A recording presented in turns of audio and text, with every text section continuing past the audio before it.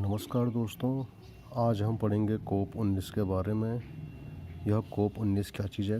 कोप का अर्थ होता है COP अर्थात कॉन्फ्रेंस ऑफ पार्टीज अर्थात पक्षकारों का सम्मेलन। हाल ही में कॉन्फ्रेंस ऑफ पार्टीज कोप 19 की बैठक हुई है पनामा के पनामा सिटी में। पनामा उत्तरी अमेरिका महाद्वीप का एक देश है और जो यह बैठक है इसका आधार होता है साइट्स कन्वेंशन। साइट्स कन्वेंशन पर यह बैठक हर वर्ष होती है। अब सबसे पहले इस कोप 19 में क्या क्या निर्णय हुए, किन किन मुद्दों पर चर्चा हुई, इसको जानने से पहले हम यह जानेंगे कि साइट्स क्या चीज़ है। साइट्स का पूरा नाम होता है CITES। साइट्स का पूरा नाम होता है convention on international trade in endangered species of wild fauna and flora. अर्थात इसका अर्थ हुआ कि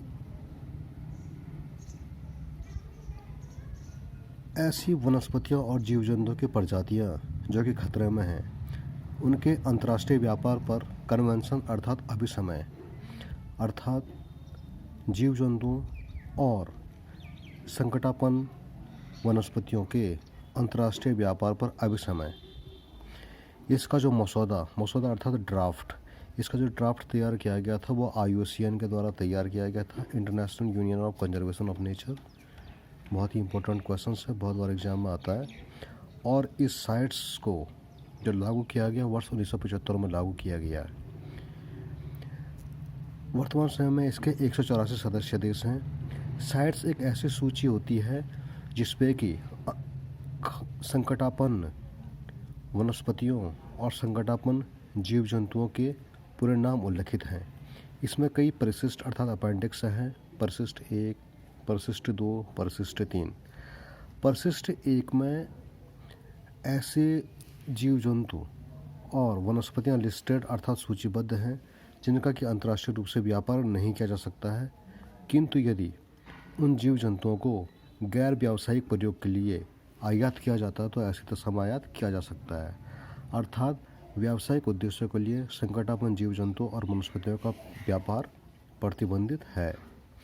परिशिष्ट 2 में जो जीव जंतु और वनस्पतियाँ उल्लिखित हैं उनका ट्रेड अर्थात व्यापार नहीं किया जा सकता है, किंतु यदि वैध दस्तावेज या वैध प्रमाण पत्र या निर्यात परमिट दिखाया जाए तो ऐसे दशा में इनका व्यापार किया जा सकता है।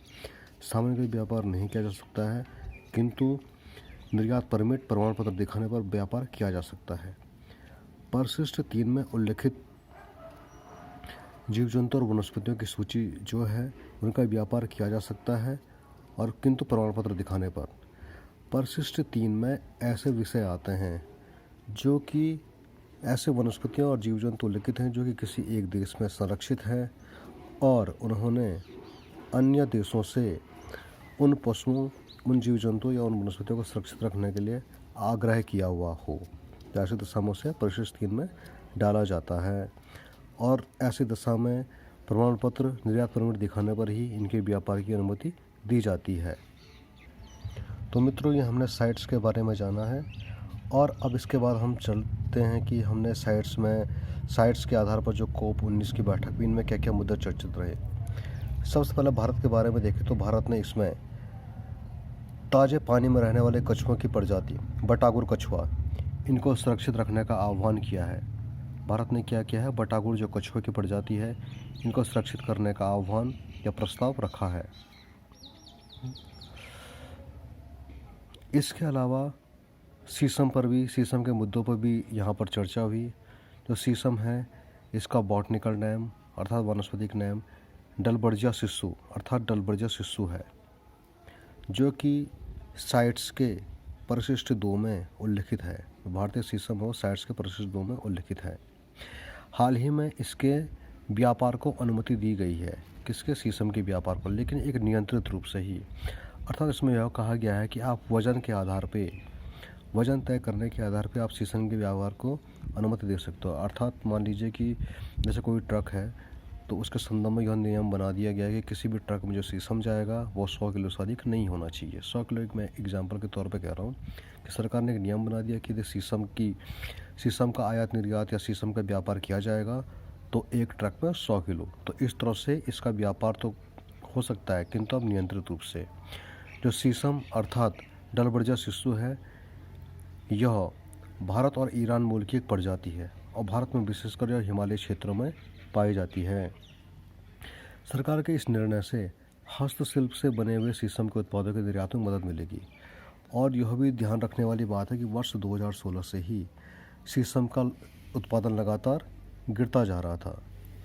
यदि हम शीशम के बारे में बात करें तो शीशम एक पर्णपाती वृक्ष है, अर्थात जो अपनी पत्तियां गिराता है, और यह हिमालय क्षेत्र में पाया जाता है। लगभग जम्मू कश्मीर से लेकर असम तक पाया जाता है और समुद्र तल से 5000 फीट की ऊंचाई तक शीशम पाया जाता है।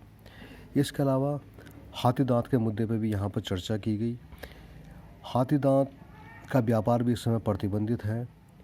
जब अफ्रीकी हाथी की तादाद गिरने लगी तो 1989 में हाथी दांत अफ्रीकन हाथी के दांत के व्यापार को प्रतिबंधित कर दिया गया। उसके बाद इस समय जो COP19 की बैठक चल रही थी, इसमें अफ्रीकन देश जैसे नामीबिया, बोत्सवाना, इन्होंने हाथी दांत से पाबंदी हटाने की बात रखी, किंतु यह प्रस्ताव पारित नहीं हो पाया और भारत इस बैठक में अनुपस्थित रहा। पहले जब 1989 में हाथी दांत पर रोक लगी तो उस समय हाथी दांत परिशिष्ट 1 में था, उसके बाद इसको शामिल कर दिया गया परिशिष्ट 2 में। इसके अलावा समुद्री खीरे पर भी चर्चा हुई और इसे परिशिष्ट 2 में शामिल किया गया। तो ध्यान रखिएगा आप, शीशम भी परिशिष्ट 2 में है, हाथी दांत भी परिशिष्ट 2 में और समुद्री खीरा परिशिष्ट 2 में है। जो समुद्री खीरा है यह एक एकाइनोडर्म जीव है। एकाइनोडर्म ऐसा जीव होता है जो कि जिसमें कि कोशिका कशेरुकी नहीं पाई जाती, अर्थात रीढ़ की हड्डी नहीं पाई जाती है। तो समुद्री अकशेरुकी एकाइनोडर्म समुद्री खीरा एक ऐसा जीव है और यह कहाँ पाया जाता है? समुद्री नितल पर पाया जाता है। जो साइट्स की 3 सूचियां हैं, यदि हमें कोई विषय साइट्स 1 से हटाकर 2 में डालना हो, 2 से हटाकर 1 में डालना, इस तरह कोई भी काम करना है तो यह केवल जो एक COP की बैठक होती है, इसी बैठक में यह काम किया जा सकता है, सामान्य तो नहीं किया जा सकता है। जो परिशिष्ट 3 है, परिशिष्ट 3 में मैंने आपको बताया कि ऐसे विषय आते हैं, ऐसे जीव जंतु और ऐसे वनस्पति उल्लिखित हैं जो कि किसी एक देश में सुरक्षित हैं और उस देश ने अन्य साइट्स के पक्षकार देशों से उन्हें सुरक्षित रखने के लिए आग्रह किया हुआ हो। तो परिशिष्ट 3 में जो विषय आता है उन्हें जोड़ने और हटाने का अधिकार किसी भी देश को है। कोई भी देश इस परिशिष्ट से हटा सकता है नामों को और जोड़ सकता है नामों को, किंतु परिशिष्ट 1 और 2 में यदि कोई भी नाम जोड़ना हो, कोई भी नाम हटाना हो तो इसके लिए जो सहमति बनेगी वो COP की बैठक में ही बनेगी। धन्यवाद।